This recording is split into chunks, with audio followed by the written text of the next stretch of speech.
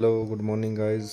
Welcome back to my new blog. तो कैसे हैं आप सभी लोग। उम्मीद करता हूँ कि आप सभी लोग ठीक घरों में मस्त और मज़े कर रहे होंगे। और सुबह सुबह आज मैं थोड़ा जल्दी निकल गया था।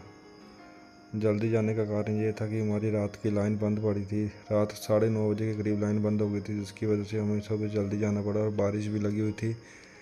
तो सबसे पहले हमने अपने स्विच को काट कर मेन 11 केवी को अपनी लाइन की पेट्रोलिंग शुरू कर दी। और पेट्रोलिंग करने के बाद हमें मिला एक प्रोटेस्टर लीक मिला, जिसमें प्रोटेस्टर पंचर हो चुका था। तो हमने सबसे पहले एक प्रोटेस्टर को दफ्तर से लेकर आए और साथ में चाबी वगैरह लेकर आए।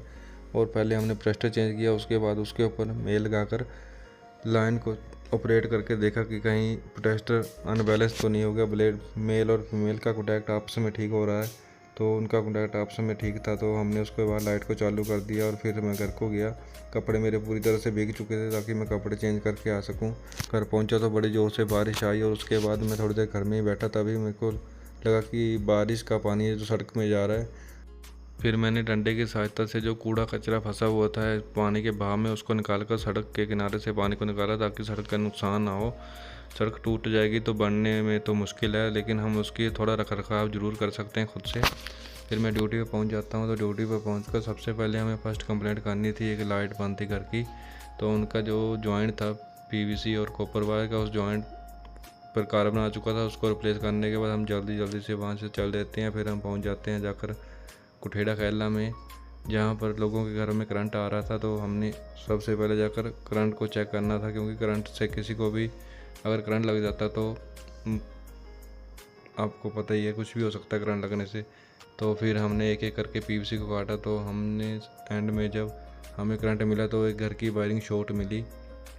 तो साथ में फोरमैन जी अभी एक एक पीवीसी काट रहे हैं हमारे साथ। तो हम एक एक चेक कर रहे हैं। चेक करने के बाद हमें पता चल गया कि किनके घर से करंट आ रहा है। तो उनके घर के फिर हमने मेन स्विच और डीपी वगैरह बंद कर दिए। उनको बंद करने के बाद जब हमने चेक किया तो करंट चला गया। जब उनको ऑन करते तो करंट आ जा रहा था लाइन में। तो हमने उनका डीपी वगैरह बंद करके उनको बोल दिया कि आप इलेक्ट्रिशियन से अपनी वायरिंग चेक करवा लो पहले, उसके बाद अपनी लाइट को यूज़ करना। नहीं तो किसी को भी करंट लग सकता है, आपको तो लगेगा ही, किसी और को भी लग सकता है। उसके बाद हम कुठेड़ा कैला में एक कंप्लेंट और थी, जहाँ पर उनके घर में मीटर में से पीवीसी स्पार्किंग कर रही थी। तो हमें वहाँ जाने के लिए एक नाले को क्रॉस करना था। बाइक हमने खड़ी कर दी साइड में। तो हम फिर नाला क्रॉस करने शुरू कर देते हैं।